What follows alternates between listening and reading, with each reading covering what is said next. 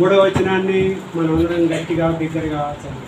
దేవుని వాక్యాన్ని గట్టిగా చదువుకున్నాం. బైబిల్ ఫైల్లో ఒళ్ళో పెట్టుకున్నానా? నాన్న ఒళ్ళో పెట్టుకోండి. 100 రూపాయలు 500 రూపాయల నోటు ఎక్కడ పెట్టుకుంటాం చెప్పు? 500 రూపాయల నోటు ఎక్కడ పెట్టుకుంటాం? 100 రూపాయల నోటు కింద పడితే తీసుకొని కళ్ళకద్దుకొని జేబులో పెట్టుకుంటామే. బైబిల్ అది పరిశుద్ధ గ్రంథం. భక్సింగ్ గారు రొమ్ము కాడ పెట్టుకునేవాడు, రొమ్ము దగ్గరే పెట్టుకునేవాడు. దైవజనుడు చెప్పాడు గుండె దగ్గర.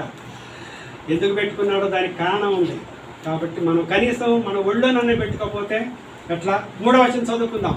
3వ వచనం, నాకు ఇయ్యబడిన ఉపదేశమును మొదట మీకు అప్పగించుతుంది, అదేదనగా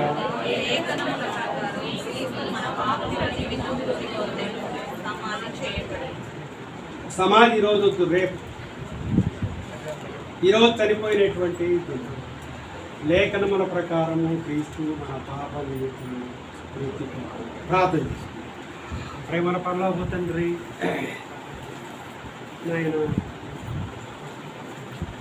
20 నలుగురు పెద్దలు 4 జీవులు 1000 పరిశుద్ధులతో పరిశుద్ధుడు పరిశుద్ధుడు పరిశుద్ధుడు అని దివారాత్రులు గాన ప్రతిగానాలు చేయించుకునే నీవయ్యా.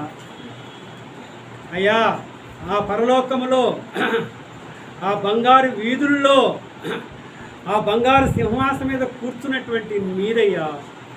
ఆ బంగారపు కిరీటం పెట్టుకున్నటువంటి రాజులకు రాజు, ప్రభులు ప్రభు అయ్యా. అయ్యా అయ్యా, ఈ దుష్టుడు కొరకయ్యా, అయ్యా ఈ దుర్మార్గుడు కొరకయ్యా, నాయన ఈ నరహంతకుడు కొరకయ్యా. ఏంటంటే కీడు చేయటం అలవాటు తెలిసినటువంటి వీడి కొరకు, మా కొరకు సింహాసనాన్ని విడిచిపెట్టావు, దేవదత్తుల యొక్క ఆరాధన విడిచిపెట్టావు నాయన. అయ్యా ఎవరయ్యా విడిచిపెట్టేది? అయ్యా 33వ సంవత్సరం ఈ లోకంలో ఛాలెంజ్గా జీవించారు. బలి నాయనా నీతి నిజాయితీతో జీవించారు కాబట్టి బలి అంగీకరించబడింది. ఈనాడు యావత్ ప్రపంచ చరిత్రలో దొంగలు సైతం, వ్యభిచారులు సైతం, మోసగాళ్ళు సైతం నాయనా నీ బలిని అంగీకరిస్తున్నారయ్యా, నీ రక్తం కిందికి వస్తున్నారయ్యా. యేసయ్యా యేసయ్యా యేసయ్యా, నిజమైనటువంటి దేవుడు అయ్యా. నిన్ను స్తుతిస్తూ నేను కొద్ది వర్తమానం ఒక్క అరగంట 20 నిమిషాలు బిడ్డలు అలసిపోయారు నాయన, మరి విడిచిపెట్టడానికి కృపనుగ్రహించున్నాను. యేసయ్య ప్రశస్తమైన నామమున స్తుతించి ప్రార్థించి వేడుకుంటున్నాను తండ్రి. లేఖనముల ప్రకారము క్రీస్తు మన పాపం నిమిత్తము మృతి పొందాము అంటే ఇక్కడ మనకు అర్థమైనటువంటి భాష మాట ఏంటంటే మనమందరం పాపం కాబట్టి మనం మృతి పొందాలి, మనం మరి మరణించాలి. మనం మరణించడం ఆయనకి ఇష్టం లేక ప్రపంచంలో ఉన్నటువంటి మానవాళ్ళందరూ నాశనం కావటం ఇష్టం లేక, మరి నరకానికి వెళ్ళటం ఇష్టం లేక అయ్యామా 2021 సంవత్సరాల క్రితం అదృశ్యమైనటువంటి దేవుడు పరలోకములో 20 నలుగురు పెద్దలు 4 జీవులు 1000 పరిశుద్ధులతో పరిశుద్ధుడు పరిశుద్ధుడు పరిశుద్ధుడని గాన ప్రతిగణాలతో వైభవముతో ఉన్నటువంటి ఆ దేవుడు బంగారముతో నిర్మించబడినటువంటి ఆ పట్టణంలో, ఆ పరలోకములో బంగారపు సింహాసనం మీద బంగారపు కిరీటం పెట్టుకున్నటువంటి ఆ దేవుడు ప్రభు అయినటువంటి యేసుక్రీస్తు వారు. చూడండి, చక్కని మాట రాశాడు, చదవండి, గుర్తుపెట్టుకోండి. ఎప్పుడు గుర్తుపెట్టుకోవాల్సిన మాట. ఫిలిప్పీలు రాసిన పత్రిక 2వ అధ్యాయం చూడండి. ఫిలిప్పీలు రాసిన పత్రిక 2వ అధ్యాయం చక్కని మాట మీరు గుర్తుపెట్టుకోండి. ఎప్పుడు గుర్తుపెట్టుకోవాల్సిన మాట. చదవండి. 2వ అధ్యాయం ఫిలిప్పీలు రాసిన పత్రిక 5వ వచనం. క్రీస్తు యేసున కలిగిన ఈ మనసును మీరును ఆయన అనగా ప్రభు అయినటువంటి యేసుక్రీస్తు వారు దేవుని స్వరూపము, దేవుని యొక్క పోలిక అంటే దేవుడే. చాలామంది అంటే కొన్ని డినామినేషన్ వాళ్ళు మనం జడ్జిమెంట్ చేయకూడదు. నేను ఎవరిని కూడా అసలు విమర్శించను, నా మట్టుకు నేను ఎవరిని విమర్శించను. మనకు అనవసరం. అపోస్తలుడు పౌలు లాంటి వాడిని కాదు కదా నేను. కాబట్టి కొంతమంది ఏమంటారంటే యేసుక్రీస్తు ప్రభు దేవుడు కాదంటారు, మరి ఆయన కుమారుడు అని అంటారు. మరి దానికి లేఖన భాగాలు కూడా చూపిస్తారు. వాళ్ళు కూడా మరి ఆధారం లేకుండా మాట్లాడరు. వాళ్ళు కూడా బైబిల్లో ఉన్నటువంటి లేఖన భాగాలే చూపిస్తూ ఉంటారు. అయితే మనకు అనవసరం. దేవుని యొక్క వాక్యంలో ఆయన అనగా ప్రభు అయినటువంటి యేసుక్రీస్తు వారు దేవుని స్వరూపము కలిగినటువంటి వాడయింది. ఇక్కడ ఓం అనేటువంటి అక్షరం ఒకటి ఉంటుంది. ఓం అనేటువంటి అక్షరం. నేను నర్సీపట్నం పరిచర్యకి వెళ్ళాను. నర్సీపట్నం అంటే విశాఖపట్నం తుని ఆ ప్రాంతంలో. నర్సీపట్నం దాదాపుగా 10 సంవత్సరాల క్రితం.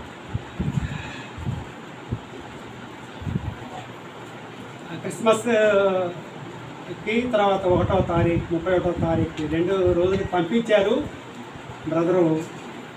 అక్కడ నేను నడక్కి వెళ్ళినప్పుడు వాకింగ్కి వెళ్ళేవాడిని అక్కడ కూడా. తర్వాత సువార్తకి వెళ్ళినప్పుడు మరి వ్యాన్లో నేను దిగాను. ప్రతి ఇల్లు చూస్తే వాళ్ళ ఇంటికి, అంటే వాళ్ళ ఇల్లు మీకు తెలుసు, నేను చెప్పే పని లేదు. గుడిచెలు అంటే తెలుసు కదా. గుడిచెలు ఎట్లా మామూలుగా గుడిచె ఎవరికి వేస్తారంటే పందులకి వేస్తారు మా ప్రాంతంలో. అలాంటి గుడిచెలు చక్కగా అది మరి నిర్మించుకుంటారు. అక్కడ ద్వారబంధం కూడా చాలా తేలికగా ఉంటుంది, తలుపు కూడా చాలా తక్కువే. అయితే అక్కడ నేను చూసి నేర్చుకున్న పాఠం ఏంటంటే ఓం అని అక్షరం రాశారు. అక్కడ ఓం అని, ఈ ప్రక్క ఓము, ఆ ప్రక్కన ఓము అక్షరం మీద, దీని మీద కూడా తలుపు మీద కూడా ఓం. వాళ్ళే కాదు, గొప్ప వాళ్ళు కూడా వాళ్ళ తలుపు మీద ఓం అనేటువంటి అక్షరం రాశారు. దానికి అర్థం ఉంది. ఏంటి అర్థం అంటే ఓం అంటే అకారం, మకారము, ఉకారం, ఆ ఊ మా అనేటువంటిది దానికి అర్థం అన్నమాట. అంటే తండ్రి అయిన దేవుడు, కుమారుడైన దేవుడు, పరిశుద్ధాత్మ దేవుడు అని అర్థం ఓం అనేటువంటి అక్షరానికి. అంటే ఇక్కడ మనం గమనించాల్సినటువంటి సత్యం ఏంటంటే తండ్రి అయిన దేవుడు, కుమారుడైనటువంటి దేవుడు, పరిశుద్ధాత్మ దేవుడు, త్రిత్వంలో ఏకత్వం, ముగ్గురు ఒకటే. చెప్పండి, ముగ్గురు ఒకటి. దానికి ఉదాహరణ ఏంటంటే, ఉదాహరణకి కోడిగుడ్డు మనం రోజు తింటాం. మీరు తింటారా? నేను కూడా తింటాను. 3 కోడిగుడ్లు వండిద్ది అమ్మ, 2 పెట్టిద్ది ఆమె, 1 తింటాం. కోడిగుడ్లో ఎన్ని భాగాలు ఉన్నాయి చెప్పండి? నువ్వు చెప్పున్నాను. ఎన్ని భాగాలు ఉన్నాయి కోడిగుడ్లు? ఎన్ని? 3. ఏమిటి? పైన పెంకు, తెల్లదొన, 3 వేరువేరా లేకపోతే 3 ఒకటేనా? అంతే. అలాగనే కుమారుడైనటువంటి వ్యక్తి వేరు, పరిశుద్ధాత్ముడైనటువంటి వ్యక్తి వేరు, తండ్రి అయినటువంటి దేవుడు వేరు అనేటువంటిది కాదు. అక్కడ ఇంకొక ఉదాహరణ చెబుతా. ఇప్పుడు ఆకాశం పైన తీవ్రమైనటువంటి ఒక ఖగోళం కనపడుతుంది. ఆకాశం పైన ఏంటిది? ఖగోళం కనపడుతుంది. ఇది తెలుసు, సూర్యుడు. చెప్పండి, ఎవరు? సూర్యుని నుండి సూర్యుడు ఒక గోళం ఒకటి. రెండవది, సూర్యుని నుండి మనకి ఏం వస్తున్నాయి? వేడి. సూర్యకిరణాలంటే వెరీ గుడ్. వేడి, సూర్యకిరణాలంటే వేడి వస్తుందా లేదా? ఇప్పుడు వేడిగా ఉందా లేదా? ఇక్కడ వేడిగా ఉందా లేదా? వేడి. రెండవది దేవుని మొత్తానికి మంచి బిడ్డలే. ఇప్పుడు ఈ 3 వేరువేరా లేకపోతే 3 ఒకటేనా? ఒకటే. ఖగోళం, దాంట్లో వేడి ఉంది, దాంట్లో వెలుగు ఉంది, 3 ఒకటే. మాకు సేవకుల కూడికలో ఖండితంగా చెప్పారు. యేసుక్రీస్తు దేవుడు కాదనే వాళ్ళ దగ్గరికి వెళ్ళొద్దు, మీరు మాట్లాడొద్దు అని అన్నారు. మా సేవకుల కూడికలో చెప్పారు, గట్టిగా చెప్పారు. అయితే అది అక్కడ పెడదాం. ఇప్పుడు త్రిత్వంలో ఏకత్వం. ఆయన అనగా ప్రభువైనటువంటి యేసుక్రీస్తు వారు దేవుని స్వరూపము కలిగిన వాడయుండి. రెండవ మాట, దేవునితో ఉండుట విడిచిపెట్టకూడని భాగ్యమని ఎంచుకోలేదు. కానీ చూడండి, అదృశ్యుడైనటువంటి దేవుడు, దేవుని స్వరూపము కలిగినటువంటి దేవుడు, దేవుని పోలిక కలిగినటువంటి దేవుడు, దేవుడుగా ఆ సింహాసనం మీద ఉండటం ఇష్టం లేక మనుషుల పోలిక పుట్టి దాసుని స్వరూపము ధరించుకొని తన్ను తాను రిక్తుడైపోయాడు. చెప్పండి, తను తాను ఏమయ్యాడు? రిక్తుడంటే ఏమి లేని, రిక్తుడంటే ఏమి లేని వాడు, ఖాళీ చేయబడ్డాడు, పేదవాడైపోయాడు. అంత మాత్రమే కాదు, మరియు ఆయన ఆకారమందు మనుషుడిగా కనపడి, ఆకారమందు చూడటానికి మనుషుడిగా కనపడి, మనుషుల పోలిక పుట్టేటువంటి వ్యక్తి మనుషుడిగా కనపడి 33 సంవత్సరం మనుషులతోనే, మనతోనే ఆయన సంచరించి, పండుకొని, తిని, త్రాగి, దాసుని స్వరూపము ధరించుకొని తను తాను రిక్తుడైపోయి మరియు ఆకారమందు మనుషుడిగా కనపడి మరణము పొందునంత వరకు, అనగా శిలువ మరణము పొందునంత వరకు తన్ను తాను తగ్గించుకొని విధేయత చూపించినటువంటి వాడు. ఎవరి కొరకు? తన్ను తాను విధేయుడైపోయాడు, తగ్గించుకున్నాడు. దేనికి తగ్గించుకున్నాడంటే, దేనికి విధేయత చూపించాడంటే మరణానికి. ఏ మరణం అది? సామాన్య మరణం కాదు, సిలువ మరణం. చెప్పండి, ఏ మరణం? ఓం శ్రీ పంచగాయన మహానుంది, ఓం శ్రీ పంచగాయన మహానుంది. ఓ దేవా, నీవు 5 గాయాలు పొందినందుకు నేను నిన్ను స్తుతిస్తున్నాను. తలతో చేసిన పాపం నిమిత్తము తలపైన ముండ కిరీటం పెట్టించుకున్నాడు, ముఖముతో చేసిన పాపం నిమిత్తము ముఖం పైన ఉమ్మి వేయించుకున్నాడు, కాళ్ళు చేతులతో చేసిన పాపం నిమిత్తము కాళ్ళు చేతుల్లో శీలను నాటించుకున్నాడు. ఈ శరీరముతో చేసిన పాపము నిమిత్తము శరీరం అంతా కూడా దెబ్బలు, హృదయముతో చేసిన పాపము నిమిత్తము రానువాడు వచ్చి ఒక ఈట తీసుకొని ప్రక్కన పొడిచాడంట. అంత రక్తం వచ్చింది అని నీళ్ళు వచ్చినాయి. నిజముగా ఈ మనుషుడు నీతిమంతుడు. ఎంత గొప్ప సాక్ష్యం అమ్మా! మనకి ఏంటంటే, నీ కొరకు, నా కొరకు ఆయన గుండెలో పోటు పొడిపించుకున్నాడు, ముఖం పైన గుమ్మి వేయించుకున్నాడు, కాడు చేతుల్లో శీలలు నాటించుకున్నాడు, శరీరం అంతా గాయాలు, శరీరం అంతా చీల్చబడింది. చూడండి, వేటగాడు అంటే తెలుసా మీకు? ఏనా? వేటగాడు అంటే వేట వేస్తూ ఉంటాడు, వల వేసి వల చుట్టూ ఏం చేస్తాడంటే చతురస్రాకారంలో గుంట తీసి వల దాంట్లో దాచిపెట్టి మధ్యలో బియ్యం నూకలేసి తాడు నేలలో ఉన్న లాగి పొద దగ్గర కాసుకొని ఉంటాడు.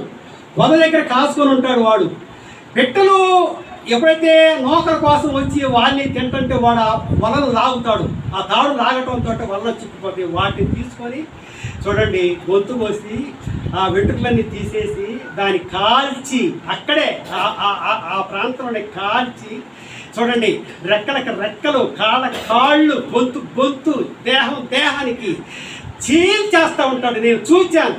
అట్లా యేసుక్రీస్తు వారికి శరీరం చేర్చబడింది. శరీరం చేర్చబడింది. ఎవరి కొరకు? నీ కొరకు, నా కొరకు.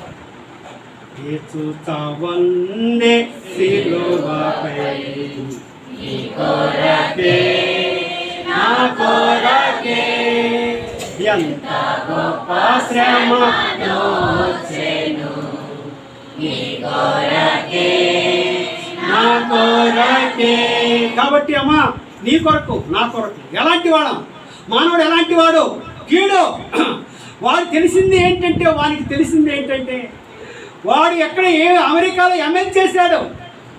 నేను చెప్తాను, చాలా మందికి చెప్తాను, చదువుకున్న వాళ్ళ దగ్గర చెప్తా ఉంటాను, బాబు నువ్వు అమెరికాలో ఎంఎస్ చేసావు, మన ఇండియాలో ఎంటెక్ చేసావు, మంచిదే. కానీ నువ్వెవరు అంటే, నీకు తెలిసింది ఏంటంటే చంద్రమండలాన్ని అధిరోహించినటువంటి నీల్ ఆర్మ్స్ట్రాంగ్ కూడా తెలిసింది ఏంటంటే కీడు చేయటమే తెలుసు. చెప్పనా? నువ్వు నువ్వే చెప్పు. కీడు చేయటమే తెలుసు. ఎవరికి? నీల్ ఆర్మ్స్ట్రాంగ్కి. ఎంఎస్ చదువుకున్న వాటితో ఇట్లానే మాట్లాడతారు. నువ్వు ఐఏఎస్ చదవచ్చు, ఐపీఎస్ చదవచ్చు, ఐఏఎస్ చదవచ్చు, ఐపీఎస్ చదవచ్చు, నీకు అనేక విషయాలు తెలియచ్చు. కానీ నీకు పూర్తిగా తెలిసింది ఏంటంటే కీడు చేయటమే తెలుసు, నష్టపరచటమే తెలుసు, ఏడిపించటమే తెలుసు. కడువు ఇవ్వక కడువు ఇవ్వక ముగిస్తున్నాను, అలసిపోతున్నాను. పోయినప్పుడు కూడా వచ్చే సమయం చెప్పారు పాపం. నేను కొంచెం ఎక్కువ చెబుతుంటే ఏదో పోయేది అనుకున్నాను. మళ్ళీ ఇప్పుడు కూడా ముగిస్తాను, 10 నిమిషాల్లో ముగిస్తాను. కరెక్ట్, ఎందుకంటే మిమ్మల్ని ఇబ్బంది పెట్టను. 10 నిమిషాలు కొంచెం జాగ్రత్తగా వినండి. నిద్రపోయి నేను వాకింగ్ చెప్పు ఉపయోగం ఉంది ఏమో చెప్పు. నేను అలసిపోవటమే కానీ రాత్రి నిద్ర లేకుండా అమ్మ ఏందయ్యా నిద్రపోకుండా ఉండవు అని బాధపడటం, మళ్ళీ తెల్లారు లేవటం, ఇంకొకటి పిలుచుకోవటం, మళ్ళీ రావటం. ఎక్కడికి వచ్చిన తర్వాత మళ్ళీ నేను పెద్దగా అరిచి నేను వాక్యం చెప్పినందువల్ల నాకు ఏంటి ఉపయోగం? మీరు నిద్రపోవద్దు, నిద్రపోతే ముగించేస్తాను. చూడండి, మనం కనుక చూసినట్టయితే ఈ యొక్క మధ్యాహ్న కాల సమయంలో అయ్యా అమ్మ మన ప్రభు అయినటువంటి యేసుక్రీస్తు వారు నీ కొరకు అలవాటు. నేను చెప్తున్నాను కదా, అమెరికాలో ఎంఎస్ చదువుకున్న వాళ్ళతో కూడా మాట్లాడాను, ఇండియాలో ఎంటెక్ చేసిన వాళ్ళతో కూడా మాట్లాడాను, ఐఏఎస్ ఐపీఎస్ చదువుకున్న వాళ్ళతో కూడా మాట్లాడాను. ఎవరో కాదు, మా కోడలు ఎండీ చదివింది, అనిస్టిషియా, మత్తు డాక్టరమ్మ. అసలు ఒక మనిషి యొక్క ప్రాణం అంతా ఆమె చేతిలో ఉంటుందంట, చెప్పింది ఆమె. అంకుల్ ఇలాంటి పరిస్థితుల్లో ఉంటుంది, చూడండి ఎంత జాగ్రత్తగా ఉండాలో చూడండి. ఆమెతో చెప్పాను, నేను ఆమెతో చెప్పాను, అమ్మ నీ అలవాటు ఏంటంటే మనిషి చేయి పట్టుకొని ప్రాణాన్ని జాగ్రత్తగా చూడటం అలవాటు కాదు. ఏంటి, వాళ్ళ నాన్నగారు ఐపీఎస్ ఆఫీసర్ రెండు రాష్ట్రాలకి, తెలంగాణ ఆంధ్ర రాష్ట్రం ఉన్నప్పుడు ఐపీఎస్ ఆఫీసర్ ఐజీ గారు, ఇన్స్పెక్టర్ ఆఫ్ జనరల్. ఆయనతో కూడా మాట్లాడతా, అప్పుడప్పుడు మాట్లాడతా, ఎందుకంటే పెద్ద ఆఫీసర్ కదా, ఆయన మాట్లాడతా. నీకు తెలిసింది ఏంటంటే చెప్పు, అంతే, ఫినిష్. కీడు చేయటానికి తెలిసినటువంటి నీకు కీడే పోడాలి. కీడు చేసినటువంటి, నష్టపరిచినటువంటి, ఏడ్పించినటువంటి, కష్టపెట్టినటువంటి, పడగొట్టినటువంటి, లాగినటువంటి నీకు నాశనం, నిర్మూలన కావాలి. జగత్పునాది వేబల కొనిపోయే ప్రేమ చేత క్రీస్తును ఏర్పాటు చేసుకున్నాడు కదా.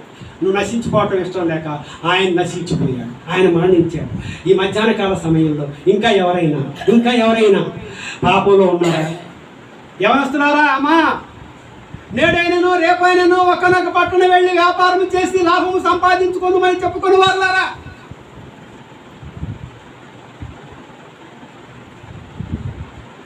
అమెరికా వెళ్ళి ఎంఏ చేసి ఉద్యోగం చేసి లక్షలు సంపాదించి ఇంటికి పంపిస్తే పొలాలు కొన్ని ఆలోచనలో ఉన్నటువంటి వాళ్ళారా? దేవుడు మీతో మాట్లాడుతున్నాడు. నువ్వు నశించుకోవటం ఇష్టం లేదు. రేపు నీది కాదు, రేపు నాది కాదు. నీ చెవు ఏ పాటిది? అంతలో కనపడి ఇంతలో మాయమైపోయావు. ఆవిరి బస్సమని పొగొచ్చింది, అంతలోనే అంతర్ధానం అయిపోయింది. నీ ప్రాణం అలాంటిది, నా ప్రాణం అలాంటిది. అమ్మా ఇంకా ఎవరైనా 15వ తారీఖు 1:05 అయింది.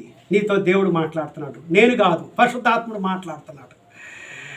ఒప్పుకో, నీ పాపాన్ని ఒప్పుకో. నీ పాప, నా తల్లికి కీడు చేశాను, నా తండ్రికి కీడు చేశాను, నా అన్నదమ్ములకు కీడు చేశాను. అయ్యా నేను నాశనం కావటం నీకు ఇష్టం లేక కల్వరి శిలువలో నీ ప్రాణాన్ని పెట్టావయ్యా, నా పాపం క్షమించయ్యా అని చిన్న ప్రార్థన నీలో చేసుకో. పెద్దగా చేయాల్సిన పనిలే, నీలో చేసుకో. నేడే రక్షణ దినం, నేడే అనుకూల సమయం. ప్రభు అనేటువంటి యేసునందు విశ్వాసం ఉంచుము అమ్మా, నీవు నీ ఇంటి వాళ్ళు రక్షణ పొందుతారు. లేకపోతే పాపదవశ్యం నరకం ప్రయాతి. చెప్పండి అందరూ, నేను చెప్తాను సంస్కృతం. పాపదవశ్యం నరకం ప్రయాతి. పాపములోనే యుందువా, పాపము వలన మరణము, పాపములోనే యుందువా, పాపము వలన మరణము. నీ పాపములను ఒప్పుకో, కడుగును యేసు రక్తము. అమ్మా మన బిడ్డ మురికి చేసుకున్నాడు, మన బిడ్డ మట్టిలో పడ్డాడు. మరి ఆ బిడ్డను మనం ఆ మురికి, ఆ మట్టి కడగటానికి ఏం ఉపయోగిస్తాం? చెప్పండి, ఏం ఉపయోగిస్తాం? నీళ్లు. రక్తం ఉపయోగించవగా? నీ రక్తం ఇస్తావా? నా రక్తం ఇస్తాను అసలు నేను?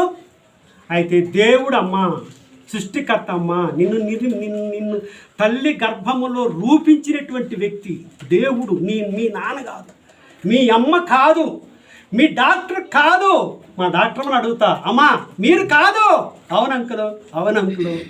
అవునంకులు పెద్దానికి ఒప్పుకుంటుంది, పెద్ద ఆఫీసర్ కూతురైనా సరే. చూడండి, కాబట్టి నీవు పాపంలో గనక మరణించినట్లయితే నరకానికి వెళ్తావు. నరకానికి వెళ్ళటం ఇష్టం లేక ఈ దినాన్ని నీకు వరంగా ఇచ్చాడు, ఈ దినాన్ని నీకు ఈవిగా ఇచ్చాడు. పరిశుద్ధాత్ముడు నీతో మాట్లాడుతున్నాడు. ఇంకా ఎవరైనా యవనస్తులు, చూడనటువంటి యవనస్తులు బిడ్డలు చాలామంది ఉన్నారు. దేవుని స్తోత్రం. అయ్యా సహోదరులు యవన కాలంలో ఉన్నారు.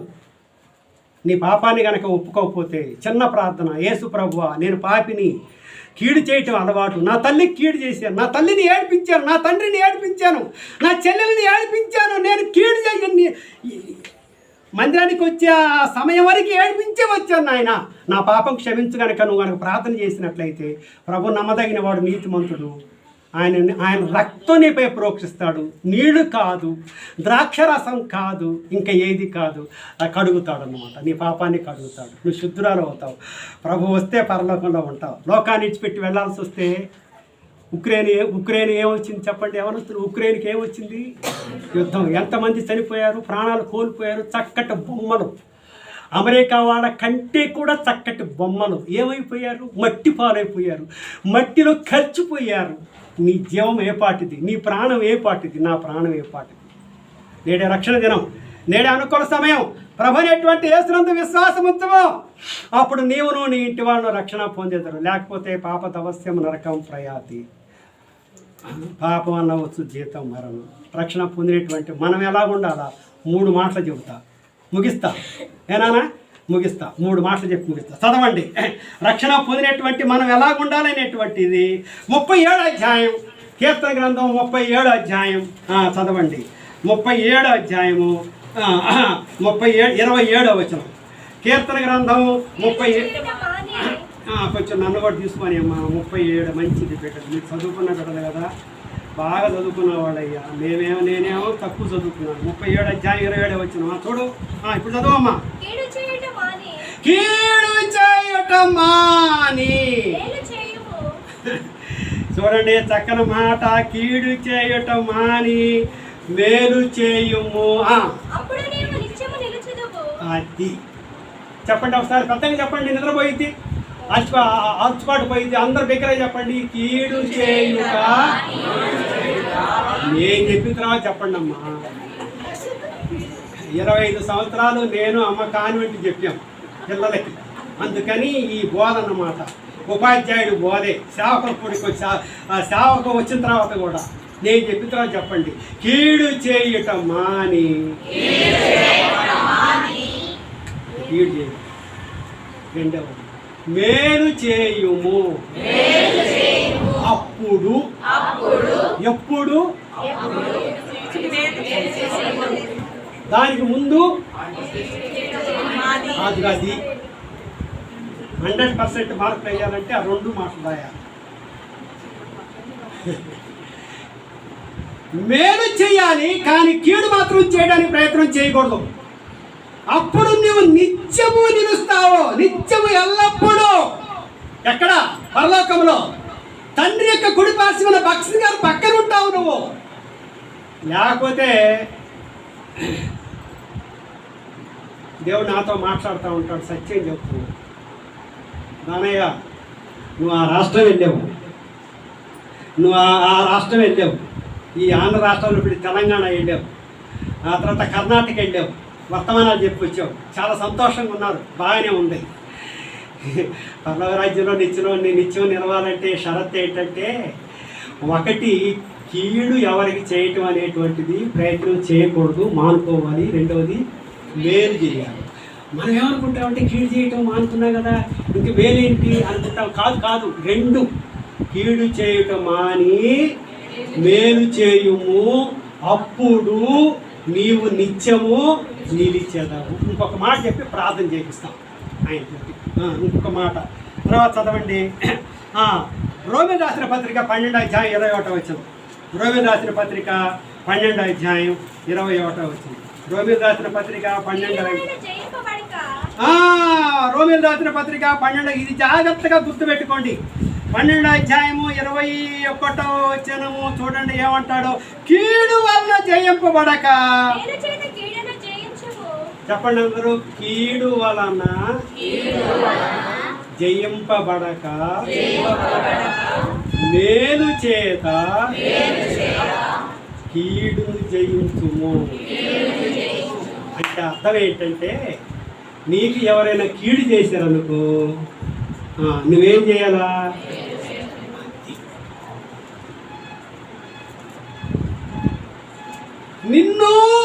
నన్ను ముఖం మీద ఊసారండి.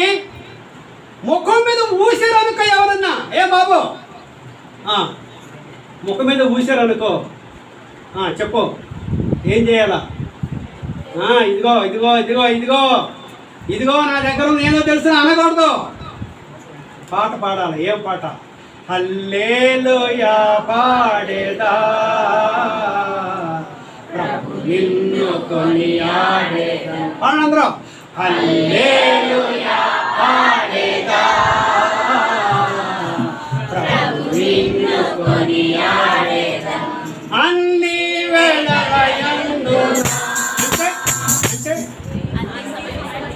అన్ని వేళలంటే చెప్పడం అర్థం చెప్పండి. ముఖం మీద ఉమ్మి వేసినప్పుడు కూడా ఆయన ముఖం మీద ఉమ్మి వేయించుకున్నాడమ్మా. ధవళవర్ణుడు, రత్నవర్ణుడు, అతి కాంక్షణీయుడు, అతి మనోహరుడు ఉమ్మి వేయించుకున్నాడు. వేయించుకుంటే అంటాడు, తండ్రి వీరేమి చేస్తున్నారో వీరు ఎరుగరు కనుక. అయితే మనకి చెప్పింది ఏంటంటే, అన్ని వేళలయందున నిన్ను పూజించి. ఈ పాట అసలు నిజమా అబద్ధమా చెప్పండి, యథార్థం చెప్పండి. ప్రార్థన చేసుకుందాం. ఈ పాట మనం పాడే పాట నిజమా యథార్థమా? నిజమా అబద్ధమా? ఇదే అంటే ఉమ్మేస్తే నువ్వు దేవుని స్తుతిస్తానంటావు. దేవుని స్తోత్రం, యెహోవా నిన్ను ఆశీర్వదించి దీవించును గాక.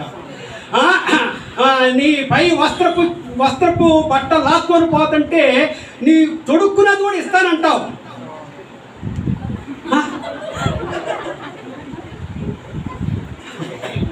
అదే అంకుల్ అది బాగుంది కానీ ఇది అదే బాగులేదు. యేసుప్రభు చెప్పాడమ్మా, నీ పై వస్త్రం రాకపోయే వాళ్ళకి నువ్వు తొడుక్కున్న వస్త్రం కూడా ఇదిగో ఇంక చాలా ఉన్నాయి. ప్రభు వాక్యం జీవించి ఆశీర్వదిస్తుగాక. క్షమించండి, ఒక 15 నిమిషాలు అయింది. దైవజనుడు చెప్పినంత సమయం 17 నిమిషాలు అయింది. క్షమించండి. ప్రార్థన చేస్తున్నాం. మోకాళ్ళ మీద ఉండండి. అమ్మ ప్రార్థన అంటే అందరూ మోకాళ్ళ మీద ఉండండి. అందరూ, నేను కూడా. ప్రేమగల తండ్రి, బిడ్డల్ని నాయన కొంచెం కష్టపెట్టాను.